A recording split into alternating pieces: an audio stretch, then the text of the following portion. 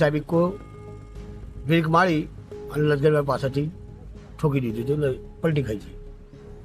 અંદર શું થયું પછી? કેટલા લોકો હતા? લોકો એ તો જોયું નહોતું, કેટલો 10 હતા 15 હતા કે જોયું નહોતું. બોમ બૂમ થતી અંદર, પણ એમાં તો ચાલતો નહોતો.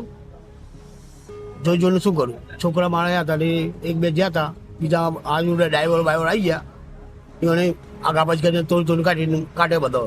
શામળાજીથી હિંમતનગર જે હાઈવે જાય છે ત્યાં જવાનગઢ ગામ છે, ત્યાં જે અનઓથોરાઇઝ કટ છે નેશનલ હાઈવે ઉપર, ત્યાં એક ઇકો ગાડી જતી હતી ને એના પાછળથી લક્ઝરી દ્વારા ટક્કર મારવામાં આવેલી છે, જે બનાવ બનેલ છે દુઃખદ.